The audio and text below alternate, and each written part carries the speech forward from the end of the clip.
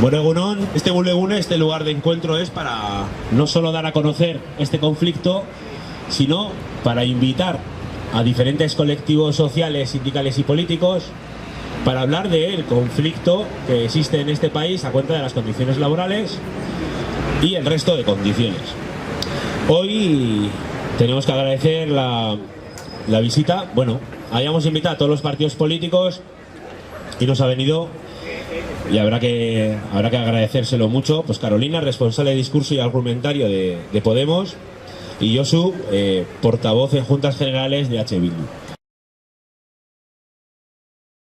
Una cosa que me ha parecido diferente y que la quiero resaltar, que es el hecho de ver que en este momento, aunque seamos poquitas personas las que estamos aquí, sí vemos que hay una unidad de un amplio espectro sindical en cuanto a esta lucha. Y eso creo que es una cosa que debéis tenerla muy en cuenta, que es una cosa que es muy solidaria y que hay que resaltar, que años anteriores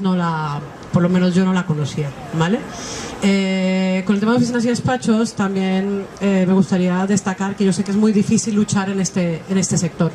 ¿vale? Porque es una lucha que no cuenta con unas empresas gigantes que la respalden por detrás, como puede pasar, digamos, en la industria o como puede pasar en el metal,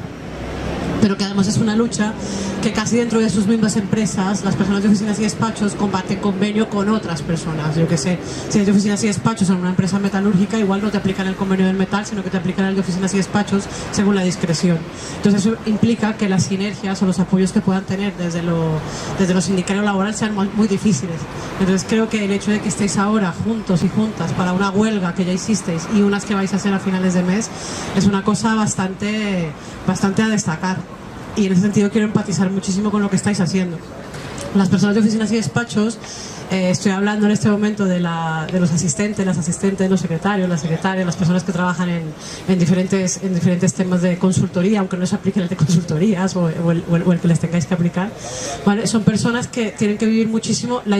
discrecionalidad no solo de la patronal, sino también del jefe o de la jefa,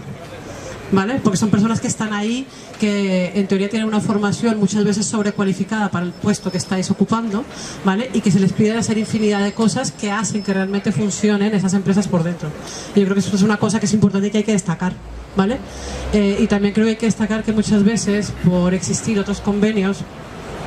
que trabajan temas más particulares y que son convenios que algunos están peores o algunos están peores,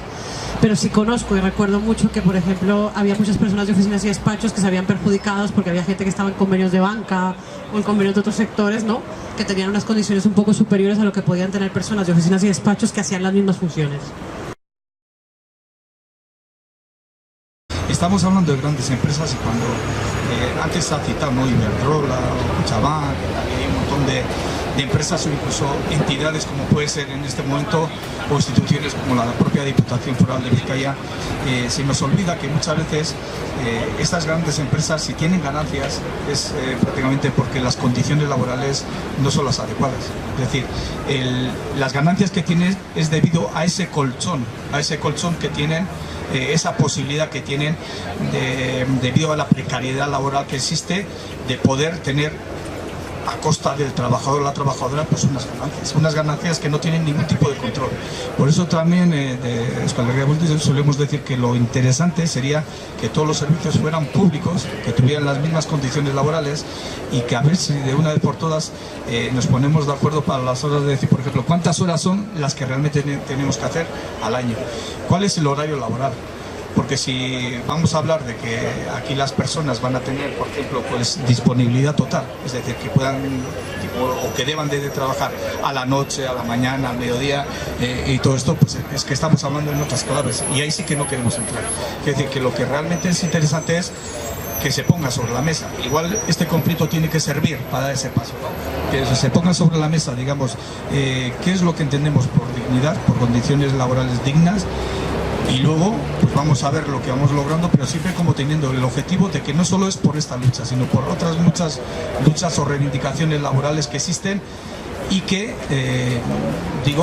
siempre son una serie de parcheos los que nos llevan a entender como que ha habido una regla, pero que realmente no se pone una